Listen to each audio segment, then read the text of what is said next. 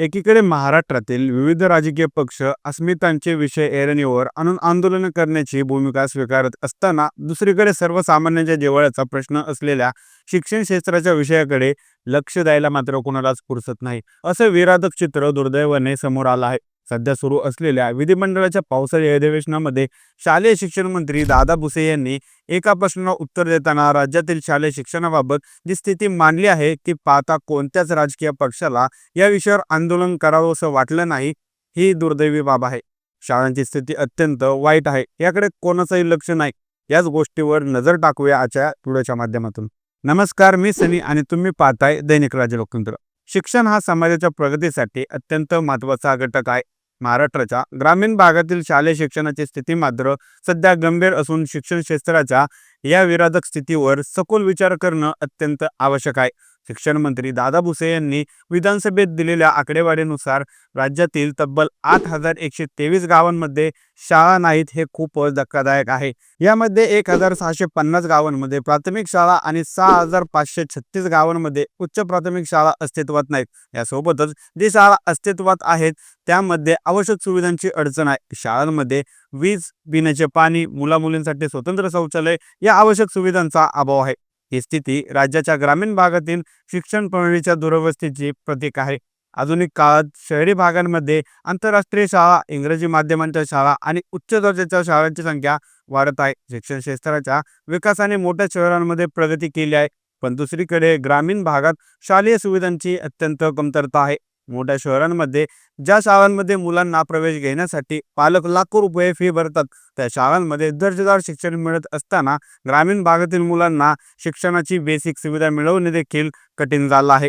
या शाळांच्या तुलनेत ग्रामीण भागातील शाळा बंद पडण्याच्या मार्गावर आलेल्या आहेत आणि त्यांना योग्य सरकारी पाठबळ मिळत नाही. ग्रामीण भागातील शाळांचे अस्तित्व हे सरतेशेवटी सरकारी नियोजनांच्या आणि वित्तीय मदतींच्या आधारावर असतं, जे एकदम अपर्याप्त ठरत आहे. शाळांमध्ये मुलांचे शिक्षण सुरू ठेवण्यासाठी आवश्यक सुविधांचा अभाव त्यांना पूर्णपणे शैक्षणिक दृष्टिकोनातून मागे टाकतात. सर्वसमावेशक शिक्षणासाठी आवश्यक असलेली वीज, पिण्याचे पाणी, शौचालय इत्यादी बेसिक सुविधा नसल्यामुळे मुलांच्या शाळेच्या जीवनात समस्यांचा सामना करावा लागत आहे. राजकारण आणि शिक्षण यांचे एक गंभीर महत्त्वाचे संबंध आहेत. शालेय शिक्षणाच्या दुरवस्थेवर राजकीय पक्षांनी कधीही गंभीर चर्चा केली आहे का? तथापि राज्यातील ग्रामीण शालेय शिक्षणाच्या सुधारणेसाठी एकही ठोस आंदोलन किंवा धोरण न येणे हे एक मोठं दुर्लक्ष दर्शवते. राजकीय पक्षांना शहरी व महानगरीय शिक्षणाची स्थिती आणि मोठ्या शाळांचा मुद्दा जास्त आकर्षक वाटतो, कारण त्यात स्टेटस आणि मोठ्या प्रमाणावर लोकांचा सहभाग असतो. ग्रामीण भागातील शाळांसाठी कधीही आंदोलने किंवा व्यापक चर्चा झालेली नाही. या शाळांच्या अस्तित्वाबद्दल राजकीय नेत्यांची मोठ्या शहरांमध्ये शाळा मुलांचा प्रवेश घेणारे त्यांचे कुटुंबियाविषयी चर्चा केली जात असताना ग्रामीण शाळांबद्दल त्यांना कोणत्याही प्रकारचा सन्मान मिळत नाही. ग्रामीण भागातील शाळांच्या दुरवस्थेचा साक्षात्कार अनेक अडचणींच्या रूपात होतो. शाळांच्या इमारती मोडकळीस आलेल्या आहेत, छपरे उघडलेले आहेत आणि पावसाळ्यात शाळेतील विद्यार्थ्यांना मोठ्या समस्या येतात.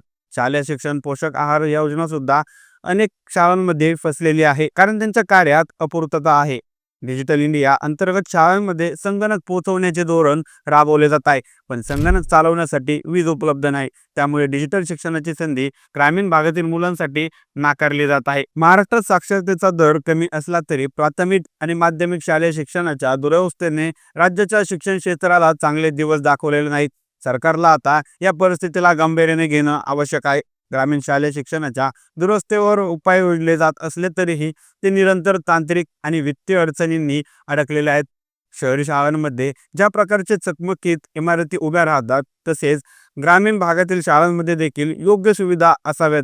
शालेय शिक्षणाच्या या परिस्थितीतल्या सुधारण्यासाठी राज्य सरकारला आपली जबाबदारी निभवायची आवश्यकता आलेली आहे. ग्रामीण भागातील शाळांना अधिक आर्थिक आणि प्रशासनिक मदतीची आवश्यकता आहे.